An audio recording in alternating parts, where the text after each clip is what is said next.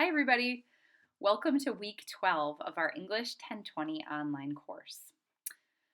I hope that everybody's staying well and as peaceful as possible in the midst of some pretty wild times. We talked last week a little bit about some of the unprecedented ways that we are having to change our behaviors and even the way we're going about our education in light of the current situation. I just want to tell you guys, I'm really proud of you. You guys have been really awesomely consistent, getting all your homework turned in, continuing to work on your research projects. So, air fives. Good job. I also just want to continue to let you know that your peer mentors and I are here for you. If there's anything you need, keep those emails coming. I've had a couple Skype appointments with some of you, and I've been really excited to be emailing consistently with everyone who's had questions for me. So keep that coming as we move forward in our semester. Speaking of, this week is pretty cool because we're kind of like tipping on the roller coaster and starting to coast down. We're finishing Project 3A this week. Then we're going to move on to a shorter, I think kind of fun, more visual assignment. And then we're going to do our last couple of little things, the writing showcase, which I'll talk to you about at the end of this video. And we've got our portfolio coming down the pipe. Before I get too ahead of myself, let me just say that in this video, I'm going to be talking to you guys about, of course, the activities that are on our docket for week 12. Then I'd like to talk to you really quickly about 4 quick rhetorical moves that you can and should be making in your Project 3A essay. Then we'll get to some light housekeeping, talk about the showcase, talk about a few quick little announcements and Canvas snafus that I want to address with you guys. So I'm going to switch us over to our screen view so that we can talk through our activities. Let's get to it. Okay. So our week 12 activities, basically we're working on revising, getting feedback, and polishing that academic research argument that we've been working on for the past several weeks. In terms of what I'd like you to watch this week, just 2 things. Your week 12 video, which you're already doing, another Air 5, and your little vid. This week's little vid is super useful. Some of them have been just funny, let's admit it. They've just been for pure entertainment value. But this one, if you have not watched any little vid yet, which is not anyone, right? Because you're always watching everything I assign, obviously. This little vid, though, is going to be the one to watch because in it, the instructor is going to talk through some common errors that many students often make in academic writing. These might feel kind of nitpicky to you, but they are the little things that actually help either make a paper actually sound scholarly, or they can break a paper if they're not done correctly. They can make it really sound like it's written by a student. And though you are students, what we're going for here is that more authoritative, formal academic voice. So pay attention to the little vid for some tips on how to revise and edit your academic arguments. Okay, this week for reading, really no formal reading is assigned. You need to read your own shitty first draft. You need to read your classmates' drafts, and once we get to the end of the week, look at the Project 3B assignment description. So it's pretty light on reading this week, just reading each other's drafts and your own drafts. In terms of writing, definitely need to get a shitty first draft, just get it down. If you haven't started drafting, and awesomely, a lot of you have, I've already talked to many folks who are in the process of either their shitty first draft or their fix-it-up draft. Definitely write comments on your classmates' drafts and get that final draft of Project 3A really polished and smooth. Our calendar for the week looks approximately like watch this video by Wednesday-ish. Get your shitty first draft going quickly so that if you'd like to have a Skype conference with me, you can go ahead and set that up. Even if you don't have a Skype conference with me, you can still get feedback from your classmates, comment on your classmates' drafts. Now, when I say you want to have your shitty first draft approximately done by Wednesday, I had a couple of folks email me that some of the assignment dates might be a little wonky. Some assignments might actually say that they're due on Wednesday. Please disregard that if that's happening. I've been going back through Canvas trying to make sure that all the due dates are correct. But just remember, everything has a hard deadline of Sunday. So even if it says it's due Wednesday, it's not. It's due Sunday. And I'm going to work to go through Canvas and make sure that all the due dates are aligned and that they all say Sunday. Speaking of Sunday, Project 3A is due. So that's really exciting. We're going to get this paper in the books. Watch your little vid as you're editing. Make sure you look through the Project 3B assignment so you know where we're headed for next week. One thing I did want to point out is that when you're revising your paper, there are some key academic moves that you're going to want to make. Now, John Swales is one of my favorite scholars. He's a lovely man and a very brilliant person. And he has done a lot of research into the genre conventions of academic writing. He's written extensively about this and about discourse communities and lots of other cool things. But Swales has identified basically 4 academic moves that you can do in both your introduction for your paper and you can expand these moves in the body of your paper. And that these are some of the key moves that all scholars make when they're writing an academic argument, which is the genre that you're writing for Project 3A. So the 4 moves are: introduce or announce the topic and show its importance. So I've talked to some of you about the shape of the introduction, and I know my face is like in a little rectangle at the corner of your screen, but I'm making a funnel with my hands because in your intro and doing these 4 moves, you're basically making a funnel shape. You go from wider to narrower focus, announcing the whole topic that you're writing about. So that could be coffee shop culture in urban spaces, or the importance of architectural preservation. These are the overall topics, and you do want to take a minute to establish not just what they are, but why they're important.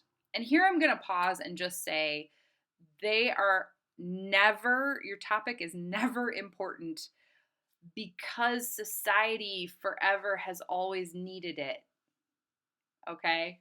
Way too broad. Don't say that. Say something that's more specific and thus more compelling, such as this topic has become important because the overuse of urban sprawl has led to political situations that call for the demolition of classic architecture in urban spaces, which causes a problem. I kind of just made that up off the top of my head, but I think you guys get what I'm saying. You want to say something that's more specific and compelling than society has needed this, or society has used this for hundreds of years, or forever, or since the dawn of time. Don't say that. That's not even actually a thing. So, announce your topic, show its importance. And again, we're making this funnel-shaped intro. Then we want to review and summarize previous research. Now, when you're doing this in your introduction, you are summarizing broad strokes. What are the 2 or 3 key arguments that have emerged in your research? When you do this in the body of your paper, that's when you're really taking time to explain and expand on the conversation. We talked about that a couple weeks ago in one of your mini lesson videos. It's how the writers of the sources that you're reading are talking to each other about this topic that is very important, or at least interesting to you. So again, the funnel in your intro goes from broader to a little bit more focused. Then you want to talk about where is the gap in that conversation? Where's the place that you're going to come in and say what you're going to say? Show how the current research is incomplete or hasn't yet addressed the point that you're going to make. Then we get to the point of the funnel, which is your claim, what your research is doing, or what your argument is going to do to fill that gap. Now, again, if you're making your funnel-shaped intro, all of this has to happen pretty economically, like a sentence or two for each one of these 4 moves. But then, when you're writing the body of your paper, each one of these moves can be several paragraphs, or at least one solid paragraph if you're sort of like demonstrating the importance of this discipline. Reviewing and summarizing the previous research, that's going to take up several paragraphs because you need to be sort of demonstrating how the sources are actually talking to each other using those good transition words that we talked about when we talked about the conversation.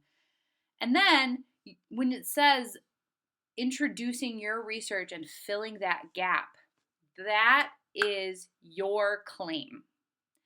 So that's your claim of value, your claim of policy, your claim of fact, or a combo of those claims that you're making as your main point or your thesis.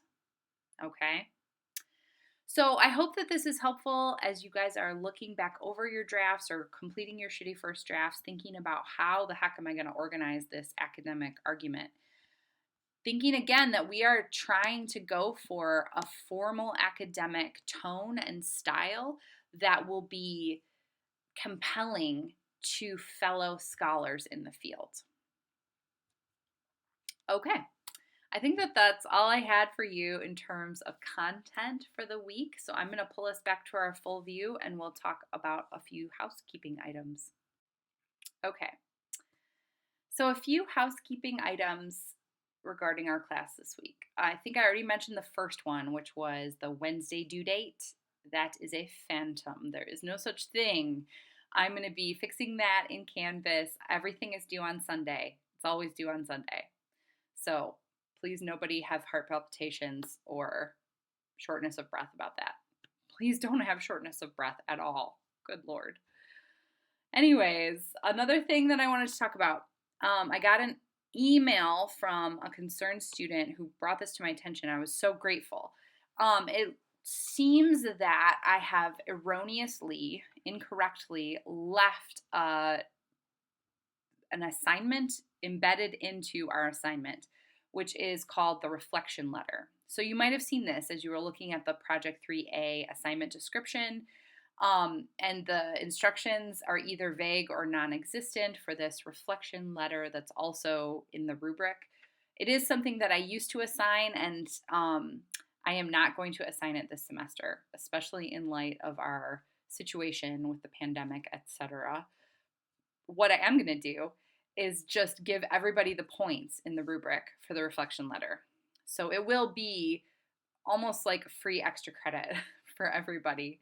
You'll get the 15 points in your rubric towards the reflection letter. If you'd like to write a brief reflection letter about, what you learned from doing this assignment, what was your high, what was your low, etc., feel free. Go ahead and do that for your own edification. Could be something you could use in your portfolio. However, I am not requiring it, and I will be just giving everyone the 15 points for their reflection letter.